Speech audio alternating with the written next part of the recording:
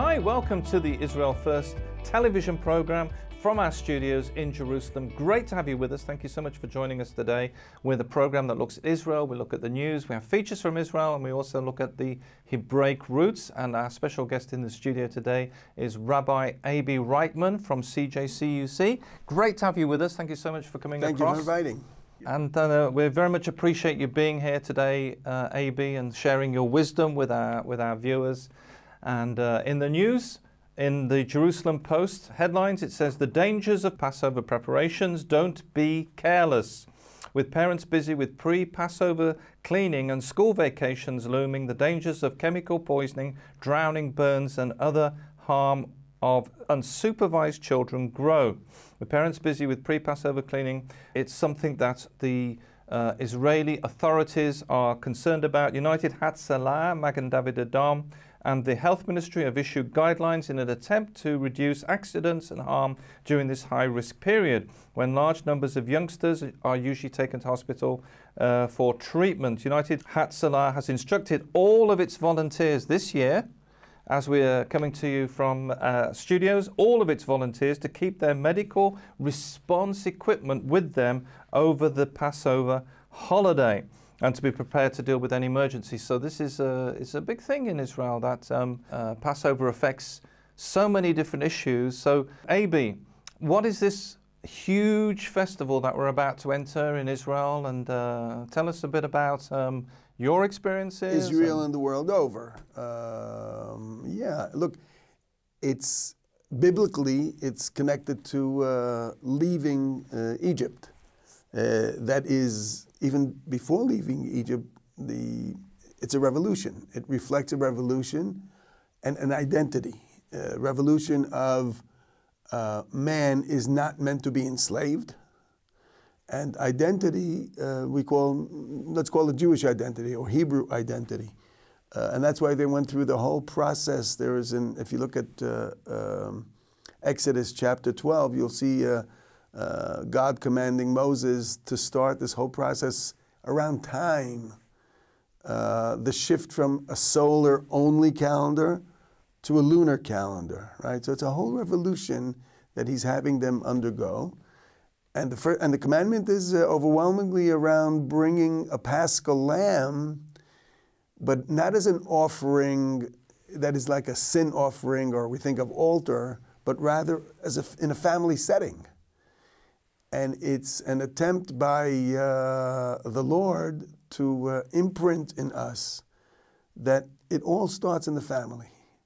Whereas their history, or their recent history in Egypt, was several hundred years of being enslaved. And when you enslave people, you try to fragment them into individuals. And so the first thing needs to be a setting of a family, and that's the Paschal Lamb. Right. So if you've just joined us, we've got Rabbi Abe Reichman in the studio today. We're talking about the Passover feast. In Hebrew it's called Pesach, which is found you'll be able to look it up in your Bible, in Exodus, which the Exodus is all really about the Passover as well. The Jewish people being enslaved in the land of Egypt and being freed and being able to leave the land of Egypt, and then and of the plagues and all of those sorts of things. Right, so we get the expression of Passover because the angel of death passed over the homes of the Hebrews, of the Jews. But then we have the lamb is known as a Paschal lamb, right? Of that which coalesced the people. And that's the first night. After that, we have a whole 7 days of a different feast. Right. Matzah. Right. So one of the things is, if you come to Israel and you visit at this time of year and you come to be in the land in the time of Passover, one of the things you will notice when you go into a supermarket or a store, nothing's for sale anymore. Everything's got this, it seemed like half the store was covered with... the covered, you're talking about the covered sections. They cover it with... my favorite cereal is covered. Right. Yeah. The cereals, breads have gone. So what is the background to this? Oh, right. So there's a separation, right? We're meant for that 1 week a year, I mean, a whole month of preparation, as you said, they have to prepare and clean, but for that 1 week a year, we are meant to be eating a different base of food. That is no yeast-generated bread or no sourdough, but flattened, unleavened bread. And there's a deep message there. Culturally, it was the elite in Egypt, or it was Egypt who started this whole eating bread, or that is yeast and rising, whereas unleavened bread was the bread that was given to the enslaved people. I don't have time for it to rise for you. Here's the bread, eat it now, that's what you got. So we have a period of time where we remember that, we commemorate that by eating the unleavened bread. And it's just for a week? Yeah, but there's a preparation that's for like about 6 weeks where they, it takes a long time to put those covers on all those shelves. So the covers on the shelves are for all foods that are not deemed to be useful or usable on Passover, right? So that's what they, right? That's what we have in the stores. Right, and the other issue is the yeast, which you can. Strictly speaking, sourdough. Sourdough. Right. If you look at the Bible, it's sourdough. I didn't know that.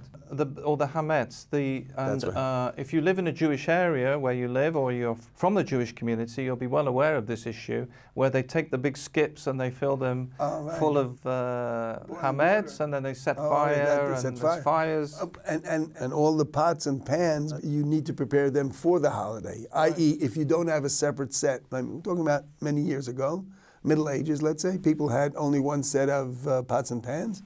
So there's a whole process of cleaning them in such a way that you make sure every little, iota of leavened stuff is burnt.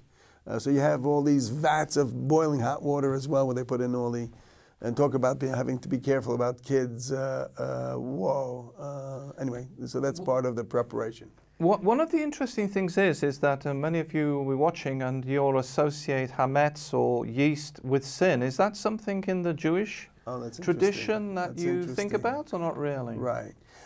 Yes, but I want to make it very clear that, the easy derivative of that is that, well, that's why we have the Paschal Lamb to forgive our sins. But that has nothing to do, the Paschal Lamb has nothing to do with sins. And if I've said it 15 times, I'll probably say it 100 times. It's really a feast for the family. But yes, it then became symbolic of sin and not, but that's like, if you will, a derivative, a second derivative. Right. The core basis for this is unleavened bread was for the, run-of-the-mill, if you will, or for the enslaved. The leavened bread was for the elite in Egypt. So we continue to eat, of course, in our regular day leavened bread. But during that 7-day period, we kind of reenact. We don't just commemorate, we reenact of what it was like. And we start this whole thing with what we call the Seder of Pesach, a very structured Seder to this very day. And we say, many, many pages of so the Seder is a big meal. But it's also a service. It's kind of a funny... It starts out as a service. And, and again, if you talk about somebody coming for the first time, the classic joke of the guy who's invited for Seder for the first time and he wasn't told about this. After about an hour and a half, 2 hours, they finally get to the first kind of food, and that's the bitter herbs. And they finally give that around. He says to his, I'm out of here. If that's what they're feeding you tonight, I'm out of here. And then by doing that, you just, if you will, comically miss the whole meal, which then becomes the focus of if you will, the family conversation, right. In a much less structured way. So you have the ritual, which is the text, right. Which has a very structured historical documenting thing, and then you have the family. I would just add as an educational model. I want to point out to you, and you probably know this, but let's share it with our audience. How do you start? How do you get them all together and shh, be quiet? It starts with, a blessing over the wine that we call Kiddush. But then the first interesting and once a year model of education is we call upon the youngest in the family gathering. And she, I should have said the other way around, he ask 4 structured questions. And the model is that we don't start it by having the elder telling everybody what they should be doing, but rather by addressing the youngest. And if the youngest can express literacy, then we have succeeded. If the youngest can get up and instead of telling us what to do, but generates the conversation by asking questions, wow, that's a successful educational model. And that's what Passover has evolved. It's not the original Egyptian Passover, but it is the anchored family that then passes on the tradition. One of the interesting things is, Abe, that you imagine, in a lot of services are conducted at the synagogue, so you imagine that Passover would be mostly based at the synagogue, but that's not the case, is it? I think you're touching at the heart of the matter. The synagogue is a communal get-together, but then we have the ritual around, again, that word family, I would dare say even fidelity, but maintaining that family unit, because that's where it all continues. If the only place you encounter your tradition is in the synagogue, then all week long that's really separating. And what we try to do, what I think the most meaningful is engaging in tradition all week long, not as a religious set apart, but imbuing your whole life in a traditional, anchored in Jewish value way. Right. So the family and Pesach, and we see this throughout the Bible, where we have several mentionings of the Passover. We have it in Joshua, then we have it in Kings, and we actually have it in Chronicles.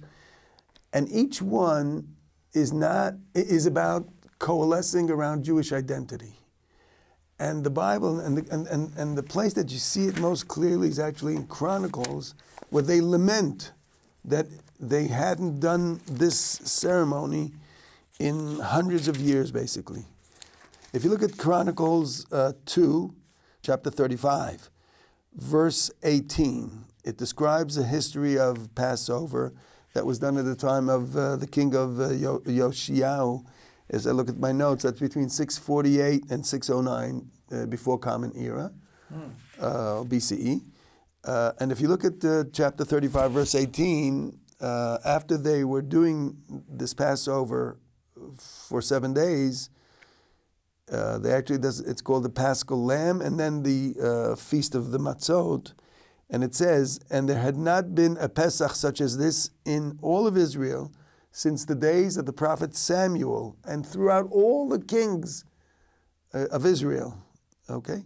Until, wow. So we're talking about, if we're talking about the year, let's say 640 BCE, and David was 1000 BCE, so we're talking about over 300 years that they did not celebrate Passover in that kind of setting. Wow. Deeply, again and again, the Bible stresses it as a process of Jewish identity and transformation. Wow, and one of the things I was reading, and maybe we can just touch on that, is the amazing thing of in 1948, the Passover of 1948 in Jerusalem, and it was a tough time because there was Arab snipers which people don't know. Let's put it in perspective. We're talking about even before the declaration of the state of Israel. So tension, and stress. And the amazing thing is, Abe, is that the people are having their Passover and just on the verge, on the cusp of the nation of Israel being a nation again. And the amazing thing in the time that we're living in, as we come, and as we're in the studio today, we're just coming up to the Passover season, is that the American embassy is moving back to Jerusalem. Jerusalem is again a city, a united city, and people will be celebrating Nothing Passover. comes easily. Right. There's always controversy around those things. It's wonderful to be able to see what we would say, what to us appears revelation of moves that are beyond our capabilities of doing. We allocate it to God. And the rest of the world is kind of arguing, well, Jerusalem, it's nice to be able to see it without getting into the disagreements about it, but to see the swaths of history and around Passover, absolutely. The issue in 1948 was about liberation, because there was still it was not, I don't think the nation had been declared a nation yet, and they were having Passover, but they were believing God. If you want to talk about the most moving Passover in our generations, Passover of 1945 in DP camps of Europe. There weren't even DP camps yet, but the outstanding, I think it's Buchenwald, where the Americans had liberated the camp, and they had a Passover Seder. Stunning. Stunning. These are people who had been rescued from the Holocaust, or survived the Holocaust, survivors of the Holocaust survivors, and they were in a displacement camp. They were rescued by American soldiers, and they had their Passover there with a... It's stunning to think that just, 3 months before they were, life was threatened every moment, at gunpoint every moment. And then they declare their liberation. And at the end, as we always finish the Passover, L'shana haba'ah b'Yerushalayim, in the coming next year in Jerusalem. In the coming year, may we be in Jerusalem. And we are. Wow. So it's stunning. And it must be touching for you, because your background is your family were Holocaust survivors, and to come out of all of that. Look, we're celebrating the 70th year of the independence of the State of Israel. 70 has a lot of implications in our history and in biblical texts. And then I'd say to myself, 75 years ago, only 5 years before, each one of my parents were, at death's door every moment in their, concentration camps experiences. Absolutely right. Absolutely right.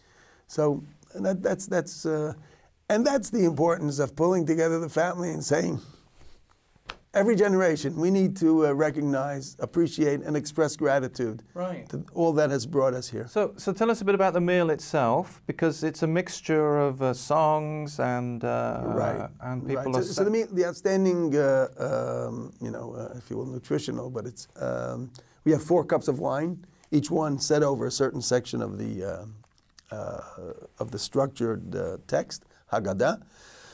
And then we have a regular meal, which begins with matzot, with the unleavened bread.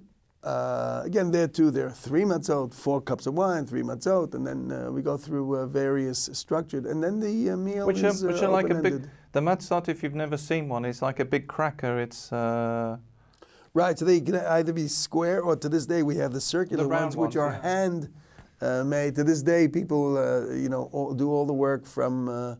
Including cutting the wheat to all the processes are done by hand. And so if you have some excess funds to buy this, they're lovely but expensive, but tradition. And it's an amazing thing, because it's like the Bible connects with the meal. You're taking the story of the Exodus and you're kind of living it through the meal. And you can't do this without expressing gratitude for the agriculture, for something very, very basic, not just for the spiritual, but for the actual, hey, we need to have food. So that's part of the tradition of having that, right? And then along with that is all sorts of songs and all sorts of chapters of psalms as well that express gratitude.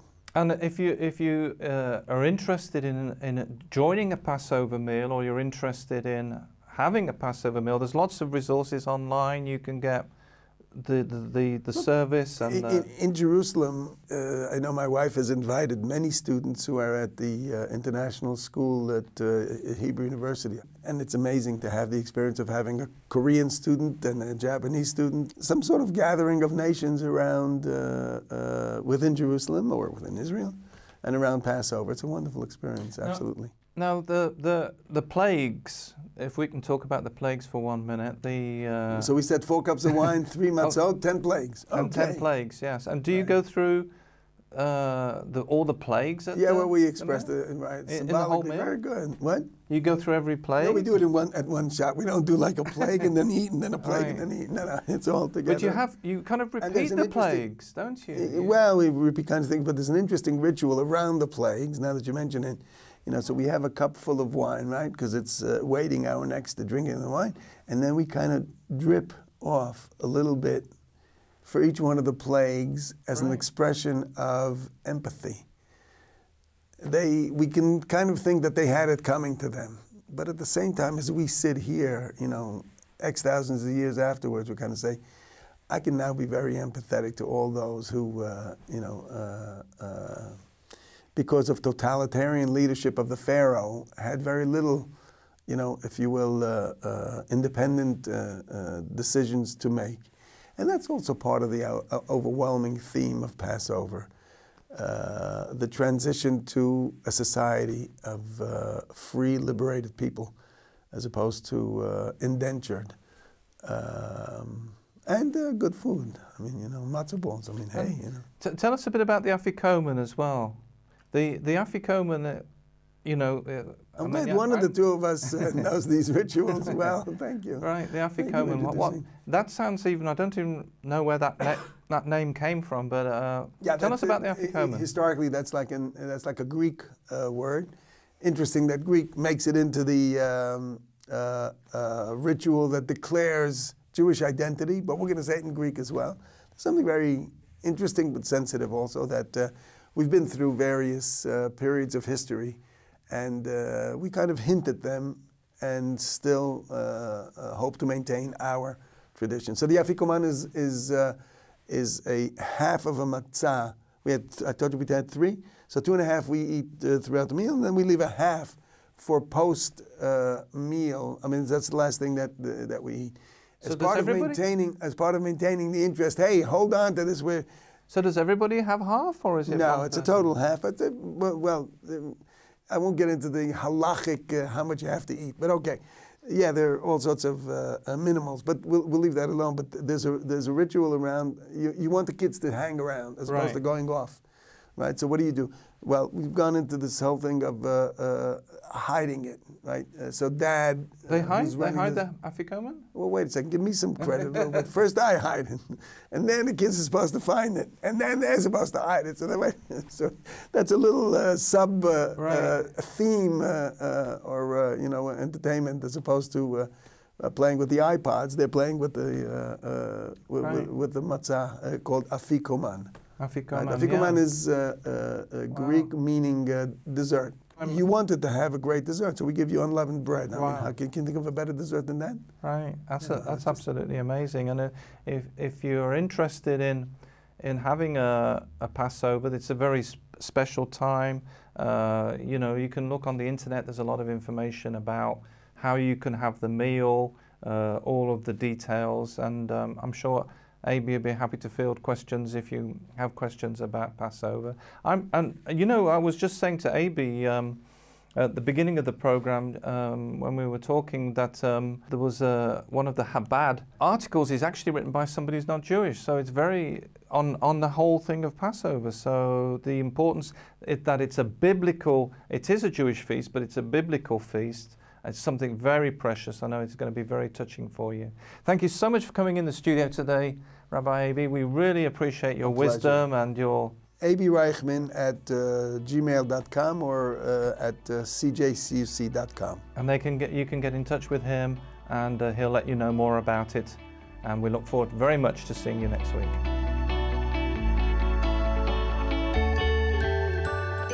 Shalom, dear friends. Today we are going to look at the first 5 books of the Bible, and we are going to learn the name in Ivrit, in Hebrew. Okay, so Genesis is Bereshit, which is in English is in the beginning.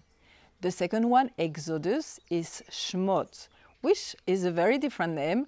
Exodus, obviously, we know is the story of Israel who is coming out of Egypt, but Shmot comes from the word Shem, which is name, because right at the beginning of the book, they are speaking about the name of the people who were in Israel. Do you know that there was only 70 people to start the nation of Israel? Isn't it amazing? The third book is Leviticus, and in Hebrew is Vayikra, and it's like Adonai called to Moses. And so this is more the story about the tabernacle. God is saying to Moses how to build it, how the priest will function during that time, and is all about that, okay? The fourth book is Numbers in English, and in Hebrew is Bamidbar, because they are in the desert. And Midbar is desert. And this is more the story about Israel, the community, what was happening, how to behave between each other, and is all in that. And the last book is called Deuteronomy, and in Ivrit, in Hebrew, is Dvarim, and Dvarim means the words. So these are the words, and this was the words of Moses, and this time he is speaking to the assembly. So the first 4 books is God speaking to Moses. So you hear all the time, and God speaks to Moses. But now in Devarim is Moses speaking to the assembly. So it's him, again, giving about the teaching, but like speaking now to the assembly. Now you need to know the Jewish community through all the year read these 5 books, and they start the new cycle after the Feast of Tabernacle. So you need to know the first 5 books also, for us as a Christian, is usually called the Pentateuch, but for the Jewish people, it will be called the Torah, because it's the teaching of God. Sometimes they say Torah for all the Bible, but the very specific name for the first 5 books is Torah, because it's all the teaching that God is giving. So we go back. Genesis is Bereshit. Exodus is Shmot. Leviticus is Vayikra, Numbers is Bamidbar, and the last one, Deuteronomy, is Dvarim. So we've learned the first 5 books. Well done, we did it very well together. See you next week. Bye. Thank you so much for joining us for this special program on Passover. Very precious time of the year, very, very special time. We look forward to seeing you next week. Don't forget to email us at info@israelfirst.org. Remember to visit the website www.israelfirst.org. And remember, we're the program that looks at the land, the people, and the language.